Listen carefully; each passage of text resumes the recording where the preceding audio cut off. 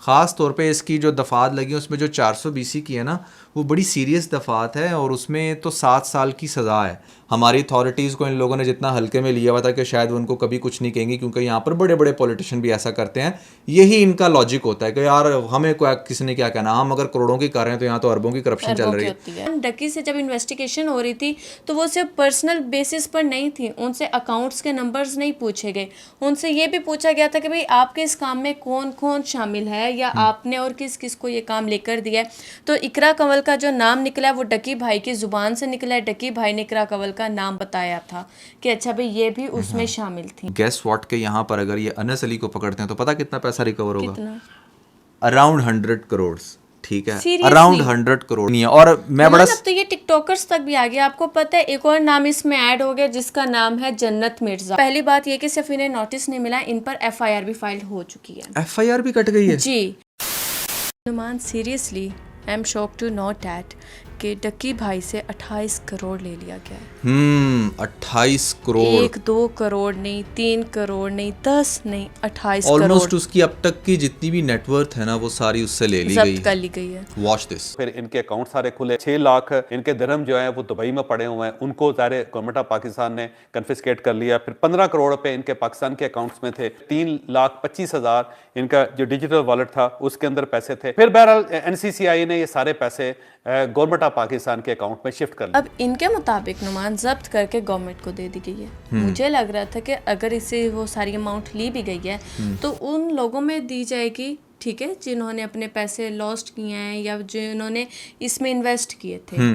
लेकिन ऐसा तो कुछ भी नहीं हुआ। और नुमान अफजा लोगों को ब्रेक डाउन भी दें कि ये 28 करोड़ कैसे बनता है। ये 28 करोड़ ऐसे बनता है ना कि देखें, $3 लाख जो थे वो उसके बाइनांस के वॉलेट में थे, ठीक है, जो वहाँ से लिए गए, जो ऑलमोस्ट 9 करोड़ रुपया बनता है। 15 करोड़ रुपए इसके पाकिस्तानी बैंक अकाउंट्स में थे, उनको जब्त किया गया। प्लस कोई 6 लाख दिरहम के करीब इसके इंटरनेशनल बैंक अकाउंट्स में थे, वहाँ से पैसे मंगवाए गए। तो कलेक्टिवली ये 28 करोड़ रुपया बनता है, जो जावेद चौधरी के मुताबिक यहाँ पर डकी से लेकर और वो गवर्नमेंट के हवाले कर दिया गया।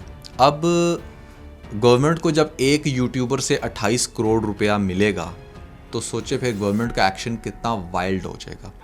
इसके अंदर सबसे बड़ा जो पॉइंट है ना रीच, जो शायद आपने अभी तक फोकस नहीं किया, कि जो 5-6 करोड़ जो उसका बाहर बनता है, सबसे पहले तो गवर्नमेंट ने ये पॉइंट रेज किया होगा कि ये इतना पैसा बाहर कैसे गया, बाहर क्यों है, ठीक है। और जो क्रिप्टो वॉलेट के अंदर भी है वो भी फिलहाल अभी तक तो वो इन प्रोसेस है, लीगलाइज तो हुई नहीं, वो भी समहाउ पाकिस्तानी बैंक अकाउंट में नहीं है पैसा। और बाहर जाकर जितनी स्पेंडिंग्स होती रहीं वो भी डेफिनेटली पैसा बाहर गया, तो इस वजह से वो सब कुछ हो सका। अच्छा, तो नुमान इसी वजह से इनके ऊपर मनी लॉन्ड्रिंग का सीन बना हुआ है। और नुमान बहुत सारे लोगों को यही नहीं पता होता कि मनी लॉन्ड्रिंग है क्या, तो आप हमारे ऑडियंस को थोड़ा सा उसके बारे में बता सकते हैं? Money laundering in a very simple words यही है ना कि जो पाकिस्तान से पैसा आपने अर्न किया हो किसी भी तरह से, और वो पैसा फिर आप बाहर लेकर जाओ बहुत बड़ी तादाद में, मतलब 1 करोड़ तक की आई गेस लिमिट है। अगर आप उससे ज़्यादा पैसा लेकर जाते हो तो उसमें फिर डेफिनेटली वो मनी लॉन्ड्रिंग के उसमें आता है, ठीक है। तो जैसे इनके 6 लाख दिरहम वहाँ से मिले हैं, तो उस वजह से इनका ये लगाया गया कि इन्होंने वहाँ पर पैसे रखे हुए थे। नहीं, वो पोर्शन वाइज भी लेकर गया हो सकता है, वो एक अलग चीज़ है। मनी लॉन्ड्रिंग आप बहुत सारे दूसरे ऐसे लोगों के लिए भी कर रहे होते हो जो पैसा बाहर नहीं लेकर जा पा रहे होते, बट वो फिर इन यूट्यूबर्स को यूज़ करते हैं, सेलिब्रिटीज़ को यूज़ करते हैं अपना पैसा मूव करवाने के लिए, क्योंकि वो ऑलरेडी अच्छा अर्न कर रहे होते हैं, तो बीच में साथ उनका भी पैसा मूव हो जाता है। अच्छा नुमान, साथ ही साथ ये भी सुनने में आ रहा था कि इन्होंने एक बहुत हैवी अमाउंट टैक्स किया जो इन्होंने फाइल नहीं किया। हाँ बिल्कुल, आप देखें जब आप करोड़ों में अर्न कर रहे हैं तो आपको FPR के अंदर प्रॉपर अपने आप को रजिस्टर्ड करना पड़ेगा। और FPR में ना अब तक पता क्या चलता है रीच, कि कोई भी किस तरह की भी रिटर्न बना के सबमिट कर देता था, स्टेटस एक्टिव हो जाता था। स्टेटस एक्टिव ब्लैंक से भी हो जाएगा, बट अगर FPR के आप नोटिस में आ गए और पता चल गया कि आपकी जो जितनी भी सबमिशंस थी वो सब फेक हैं या वो आपकी इनकम के साथ उसको कॉम्प्लीमेंट नहीं कर रही, तो वहाँ पर भी आपके ऊपर अच्छा खासा केस बनता है जो कि FPR के एंड से होगा। तो इसलिए इसके अंदर अब FPR भी डेफिनेटली कूद पड़ा है, क्योंकि डक्की की भी अर्निंग्स में 28 करोड़ रुपया टोटल होना और फिर जिस हिसाब से इसने पैसा स्पेंड किया है, अब्रॉड में जाके यूएस में जाना, वहाँ पर स्पेंड करना, और इसके तो मतलब इंटरनेशनल टूर ऐसे हैं जैसे आपने साथ वाली गली में जाना है। जापान ही ऐसे जाता है, तुर्की ऐसे जाता है, यूएस ऐसे तो जाता है। लोग यहाँ के नॉर्दर्न नहीं जाते, नॉर्दर्न ही इतना जा पाते, क्योंकि भैया नॉर्दर्न में भी खाली जाने में आपको लाख 2-3-4 चाहिए। तो आप सोचें कि कितने करोड़ इसने इंटरनेशनल टूर्स में लगाए होंगे और वो कितना पैसा मूव भी हुआ। तो इसीलिए मनी लॉन्ड्रिंग जो है वो भी इसके अंदर आ गई। नुमान, इसके साथ ही 20 दिनों से सिर्फ यही न्यूज़ सुनने को मिल रही है। लाहौर की अदालत ने डकी भाई को मजीद 5 रोजा जिस्मानी रिमांड, डकी भाई 2 रोजा जिस्मानी रिमांड, डकी भाई का मजीद 5 रोजा जिस्मानी, डकी भाई का मजीद 4 रोजा अदालत ने उनके जिस्मानी रिमांड में मजीद 4 रोज की यूट्यूबर डकी भाई का मजीद 2 रोजा जिस्मानी रिमांड कि हर हेयरिंग पे इन्हें 2 दिन का, 4 दिन का, 6 दिन का, 8 दिन का रिमांड मिल जाता है। तो आपको क्या लगता है कि इसकी बेल कब तक मुतवक्किल है? यार अब चूंकि मनी लॉन्ड्रिंग का सीन भी बीच में आ गया, तो अब तो बेल मुझे जल्दी होती हुई नज़र नहीं आ रही। और सरप्राइजिंगली जिस तरीके से गवर्नमेंट ने इन बिटवीन, यानी कि जब इस डकी को अरेस्ट किया था तब उनके पास NCCIA के पास ये मनी लॉन्ड्रिंग वाला पावर नहीं थी, ठीक है। अब वो इन बिटवीन उनको ये वाली पावर्स भी मिल गई हैं और उन्होंने वो वाला केस भी सारा इसके ऊपर इम्प्लीमेंट कर दिया है कि भाई अच्छा हाँ पैसा भी इसने बहुत मूव किया है। अब जो इनको लेटेस्ट रिमांड मिला है वो तो मिला ही मनी लॉन्ड्रिंग के बताने के। अगर हो सकता है मनी लॉन्ड्रिंग वाला सीन ना होता तो रिमांड तो फिर यहाँ पर आपको कुछ ना कुछ कंक्लूड करना पड़ना था कि भाई क्या आपने अखज़ किया इतना सारा कुछ करके। अब चूँकि मनी लॉन्ड्रिंग ना बड़े बड़े आप कह लें कि जो पॉलिटिशियंस हैं या ऐसे पावरफुल लोग वो भी करते हैं, और इसके अंदर तो बंदा बड़ा बुरा फंसता है, बहुत बुरा फंसता है। ख़ास तौर पे इसकी जो दफ़ात लगी उसमें जो 420 की है ना, वो बड़ी सीरियस दफ़ात है और उसमें तो 7 साल की सज़ा है। और इसीलिए ये 7-8 दिन में या 2-3 हफ्तों में मामला रिजॉल्व नहीं होना। आपको पता है पाकिस्तानी कोर्ट्स की स्पीड का कि कुछ केसेस तो साल चलते हैं और उसके बाद उनके रिजल्ट्स आते हैं। तो मुझे तो ये मामला जल्दी ख़त्म होता हुआ, रैप अप होता हुआ नज़र नहीं आ रहा। एंड मोस्ट इम्पॉर्टेंटली अभी इनका जो एक वकील है वो भी आपने देखा है जिस अब बोलो, कुछ कहने लगी थी? नहीं, आप बताएं।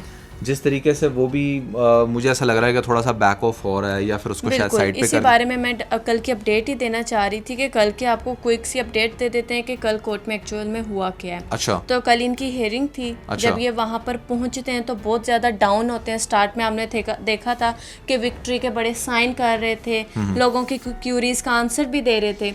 लेकिन कल आपने देखा कि एक पर्सन इनसे मुसलसल इनसे क्वेश्चन कर रहा था कि भाई आप यूट्यूबर्स को पैगाम देंगे, लेकिन आपने देखा इसने इसके रिप्लाई में कुछ भी नहीं कहा, चुप था। और उसके इर्द गिर्द जो पहले वाले 2 पर्सन थे जो इनके साथ आते थे वो भी कल नहीं थे। तो इसकी थोड़ी सी शायद टीम भी चेंज की गई है और ज़्यादा सीनियर लोगों के पास मेरे ख्याल से ये चले गए, उनके ऑब्जर्वेशन में है ये। उसके साथ साथ अरूब और इसकी मदर ने रिक्वेस्ट की थी कि डक्की से थोड़ी देर हमें सेपरेट बात करने दीजिए, थोड़ी सी मुलाकात हो, क्योंकि आज तक उनकी 20-25 दिनों में कोई भी मुलाकात नहीं हुई, बात नहीं हुई। तो वकीलों ने उन्हें एक रास्ता बताया था जहाँ से असल में जज आते हैं। आपको पता है पब्लिक का रास्ता अलग होता है, जजेस का रास्ता अलग होता है कोर्ट में एंटर होने का। तो डक्की को भी फुल प्रोटोकॉल के साथ फ्रंट सीट पे गाड़ी के बिठाया जाता है और उनको भी उसी जजेस के रास्ते से कोर्ट के अंदर लाया जाता है। तो अरूब को और उसकी मॉम को भी इंस्ट्रक्शंस यही दी गई थी कि वहाँ से डक्की ने गुजरना है, आप वहाँ पर चली जाना और डक्की से वहाँ पर मुलाकात कर लेना। वहाँ पे मीडिया नहीं होगा, वहाँ पर 4 लोग नहीं होंगे। जब ये वहाँ पर दोनों मौजूद होती हैं, वहाँ पर किसी भी स्टेप पर बैठी हुई होती हैं, तो NCCIA वाले इन्हें सिर्फ 20 से 25 सेकेंड्स देते हैं। अच्छा। जहाँ पर ये सिर्फ हाल चाल के अलावा चलते चलते और कुछ भी नहीं पूछ पाते और वहाँ से डक्की को जो है वो कोर्ट के अंदर एंटर कर दिया जाता है। लेकिन कोर्ट के अंदर कुछ बातें होती हैं जो सुनने में ये आता है कि डक्की अपनी मॉम को सिर्फ यही क्लियर कर रहा होता है कि मैंने ऐसा कुछ नहीं किया, मुझे नहीं पता था, हम नहीं पता था ये गैम्बलिंग ऐप्स हैं, मैं तो इन्हें ट्रेडिंग की ऐप समझकर प्रमोट करता था, मेरा इसमें कोई भी हिस्सा नहीं है, कुछ भी नहीं है।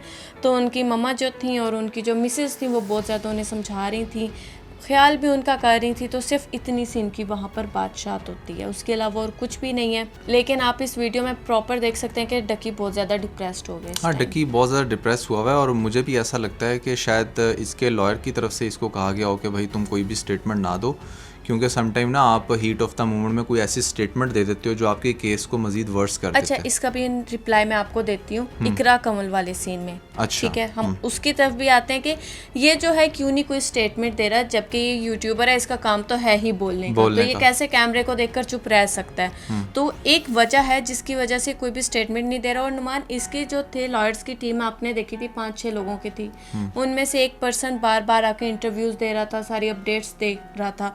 तो शायद उसको भी निकाल दिया गया, उस टीम में से माइनस कर दिया अच्छा गया। मुझे पता क्या लगता है, डकी ना काफ़ी डेस्परेट हो रहा है अपने ही केस को लेकर। उसने जितनी स्पीड से वकील चेंज किए हैं, उसको ऐसा लग रहा है कि जैसे यहाँ पर भी ना बस 1-2 दिन के अंदर ही सारे काम हो जाएं। तो कोर्ट कचहरियाँ इसी वजह से तो यार हमारी इतनी बदनाम है कि यहाँ पर जब बंदा फंस जाता है ना, थोड़ा लंबा ही फंसता है, तो आपको पेशेंस से काम लेना पड़ता है। जितनी स्पीड से इसने पहले अपना वो जो एक लॉयर था, वो जो पाकिस्तान बार एसोसिएशन का कोई पता नहीं चेयरमैन था या क्या था वो, उसकी मतलब अच्छी खासी एक वर्थ थी उस लॉयर की भी।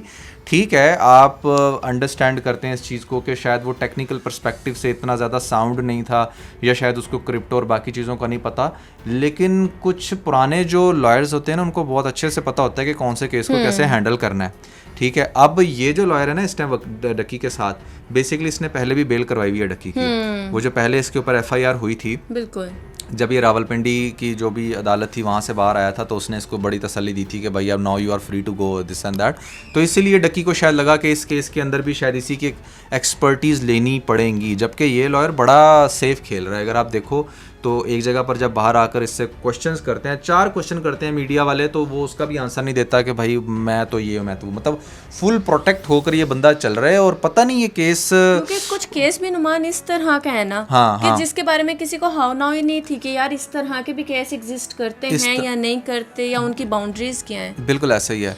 तो अब इन्होंने बड़ी तेज़ी से अपने लॉयर्स को चेंज किया। आई होप कि अब ये इसको रखेंगे। और जिस लॉयर ने डेफिनेटली, जिसकी आप तरफ इशारा कर रही ना, उसने वाकई इसको बड़ा कैश किया इस पूरे ओवरऑल डकी के इस सीन को। उसने अपना यूट्यूब चैनल बड़ा चमकाया, साथ साथ उस पर बैठ कर डेली बेसिस पर बात तबसरे।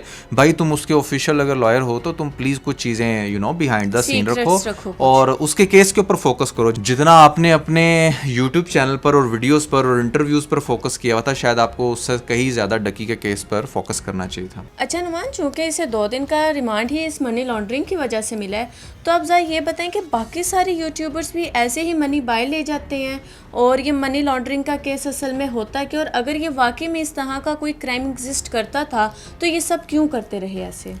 यार बेसिकली एक मैं नादर अली की पॉडकास्ट देख रहा था जहाँ पर अनस अली को बिठाया हुआ था, और उसने सरप्राइजिंगली ख़ुद ये पोल खोला उस पॉडकास्ट के अंदर, क्योंकि इंटरनेशनली आप 1 करोड़ बाहर लेकर जा सकते हो। तो पूछा भैया बाकी करोड़ों का जो सारा पैसा पूछा वो कैसे बाहर लेकर जाते हो, क्या करते हो? तो उसने कहा बड़े तरीके होते हैं बाहर पैसा लेके जाने के। आजकल तो रोलेक्स की जो एक वॉच है वो भी 2-3 करोड़ की है, तो वो बंदा पहन कर चला जाए, बाहर जाकर बेच दे। आईफोन और पता नहीं बहुत सारी उसने दूसरी चीज़ों की भी एग्जांपल दी। तो देखें, इल्लीगल ही है, ठीक है, चाहे आप कान इधर से पकड़ो इधर से पकड़ो।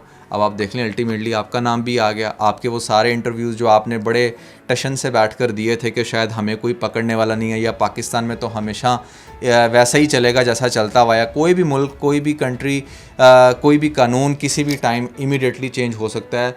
कहीं पर कोई भी टीम अगर चेंज होगी तो वो सब चीज़ें एकदम से आपको अपना इफेक्ट देना शुरू हो जाएंगी। और वही हुआ, हमारी अथॉरिटीज़ को इन लोगों ने जितना हल्के में लिया हुआ था कि शायद उनको कभी कुछ नहीं कहेंगे, क्योंकि यहाँ पर बड़े बड़े पॉलिटिशियन भी ऐसा करते हैं। यही इनका लॉजिक होता है कि यार हमें किसी ने क्या कहना, हम अगर करोड़ों की कर रहे हैं तो यहाँ तो अरबों की करप्शन चल रही है। लेकिन भाई जब बारी आएगी तो फिर सबकी आएगी, ठीक है। हो सकता है अरबों वालों की बाद में आए क्योंकि वो पावर में है इस टाइम, आपकी पहले आ जाए। तो अब एक अगर यूट्यूबर से 28 करोड़, एक लड़ी तो अब चल पड़ी है, एक अगर यूट्यूबर से 28 करोड़ रिकवर किया इन्होंने उनके अकॉर्डिंग, चाहे वो जैसे भी किया, अगर उन्होंने कर लिया, तो गेस व्हाट के यहाँ पर अगर ये अनस अली को पकड़ते हैं तो पता कितना पैसा रिकवर होगा? अराउंड 100 करोड़, ठीक है, अराउंड 100 करोड़। क्योंकि आप उस बंदे को देखो, वो बंदा इस लेवल का रिच है कि वो एक सेपरेट आइलैंड में जाके रह रहा है इस टाइम, और उसे कोई जैसे परवाह ही नहीं है। उसने इतना पैसा जो है ना ये अपने कॉटेक्स से बनाया है, और यहाँ पर लोगों को कह के कि अच्छा जी आप हमारा कोर्स ज्वाइन करें, या मैं आपको सिग्नल देता हूँ, ये करता हूँ वो करता हूँ। ये लोग इतने बेवकूफ़ हो जाते हैं कि यार हम इतनी फीसिस दे रहे हैं, ये बंदा कहाँ से कहाँ पहुँची जा रहा है। अगर ये सब कुछ ट्रेडिंग से ही कमा रहा है तो हमसे फीसिस किस चीज़ की चार्ज कर रहा है, ठीक है ना। और अगर एक और बात सोचने वाली है ना रीच, अगर आप इतना ज़्यादा ट्रेडिंग से कमा रहे हैं लेट से, तो फिर आपको ज़रूरत ही क्यों पेश आ रही है कि आप वो सारे राज लोगों को बताते फिरें? 5-5 हज़ार के बस, 10-10 हज़ार के बस, आप तो सिर्फ अपने उसी पे फोकस करोगे। क्योंकि आप अगर किसी को भी देखें ना, चाहे कोई भी यूट्यूबर है या कोई भी इस तरह का ट्रेडर है, फॉर्मूला कोई भी नहीं बताता, अपना फॉर्मूला कोई भी नहीं बताता। तो इनका फॉर्मूला एक्चुअली में होता ही यही है दोस्तों, होती है। इनका फॉर्मूला होता ही यही है कि आप 5,000, 10,000, 20,000, 5,000, 10,000, 20,000 आप लोगों से ले के आप लोगों को सुहाने ख्वाब दिखाते हैं, आप लोगों को अपनी गाड़ियाँ दिखाते हैं, आप लोगों को अपने घर दिखाते हैं, अपना लाइफस्टाइल दिखाते हैं, और आप लोग जो है ना वो ज़ुबान बाहर निकाल के अपना जो जेब में 10, 15, 20 हज़ार होते हैं वो इनको दे देते हैं और बाद में बेचारे बैठ के उनको अमीर कर देते, खुद गरीब हो जाते खुद गरीब हो जाते हैं। तो ये पैसा सारा इनके पास इतना इसी तरह ही आया है और कोई तरीका है ही नहीं, कोई ट्रेडिंग ऐप ऐसी नहीं है जो बैठे बैठे खुद से पैसे जनरेट करती रहे। आप लोगों का पैसा ही ऐसे लोगों को देकर अमीर करके और मजीद इनको इन्फ्लुएंसर एग्जाम्पल सेट करती जाती है। Exactly yes. अच्छा नुमान, आज 2 सितंबर है, तो आज इकरा कंवल ने जाना था अदालत। तो सबसे पहले उन्हें सिर्फ नोटिस नहीं मिला, जिस बात को ये सारी बहनें झूठ बना रही थी। इसकी एक बहन का कल मैं एक क्लिप देख रही थी जहाँ कह रही थी ओ हमें तो कोई नोटिस नहीं मिला, ये तो सारी झूठ बात है, ऐसा वैसा तो कुछ भी नहीं है। अच्छा। तो पहली बात ये कि सिर्फ इन्हें नोटिस नहीं मिला, इन पर FIR भी फाइल हो चुकी है। FIR भी कट गई है जी। और अगर आज ये 2 सितंबर को कोर्ट नहीं जाती तो इन्हें घर से अरेस्ट कर लिया जाएगा। और बहुत सारे लोग ये भी कल क्वेश्चन हमारे कमेंट सेक्शन में कर रहे थे कि चूंकि वो प्रेग्नेंट हैं तो अगर उनके साइड से कल 2 सितंबर को उनके फादर चले जाते हैं या हस्बैंड चले जाते हैं या मदर सिस्टर चली जाती हैं तो क्या वो चीज़ अप्रूव्ड होगी।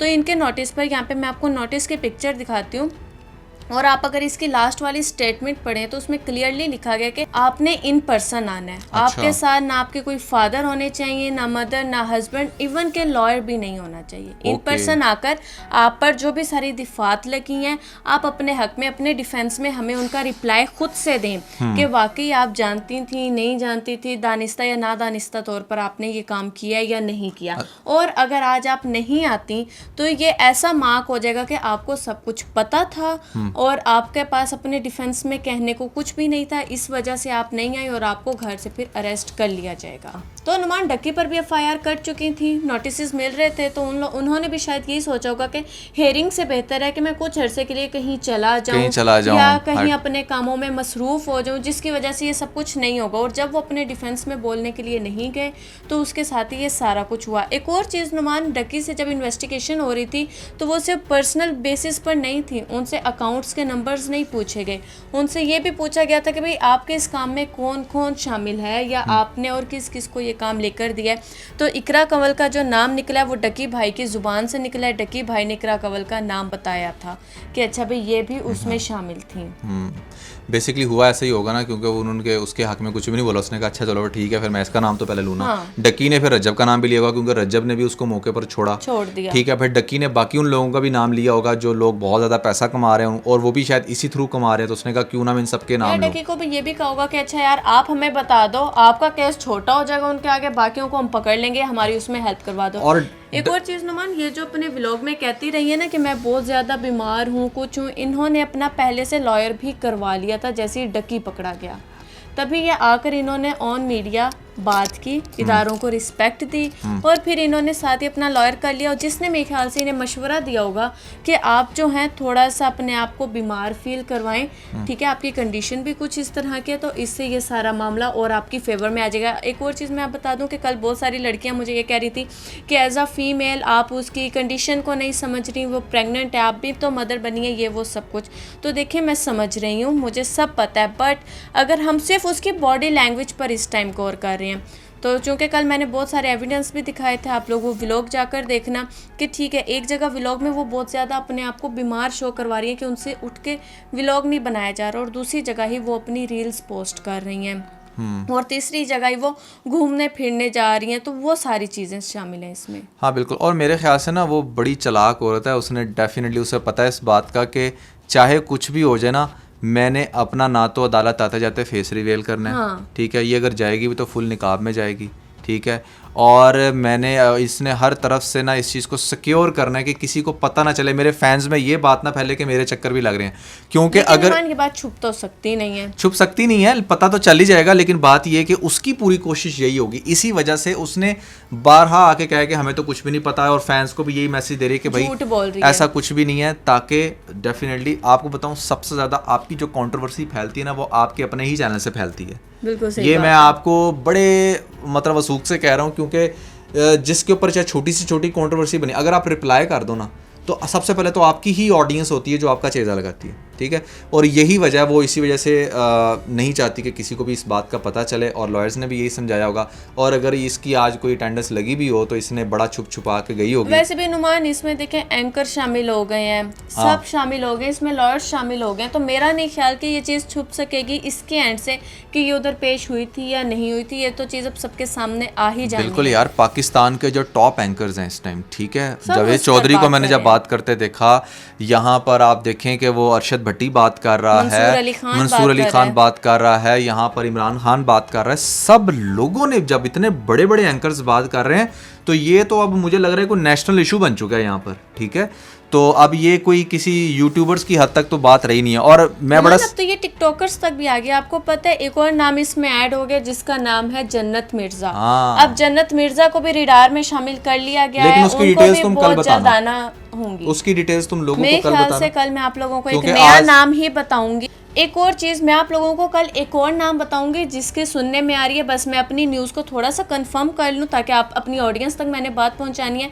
तो कल की वीडियो आप लोगों ने लाजमी देखनी है। आज ही बता देती लेकिन अब की ये वीडियो बहुत ज़्यादा लंबी हो गई है। तो यार guys, that was everything about this the bold couple episode 93। I hope कि आप लोगों ने इस वीडियो से भी कुछ ना कुछ सीखा होगा, और केस की जो भी अपडेट्स रहेंगी वो साथ साथ आप लोगों को हम लोग कम्युनिकेट करते रहेंगे। Never forget to like and share, और जल्दी से 70 के सब्सक्राइबर्स करवा दें। यस, इसके साथ जो है ना बहुत सारा ख्याल रखें। Bye bye.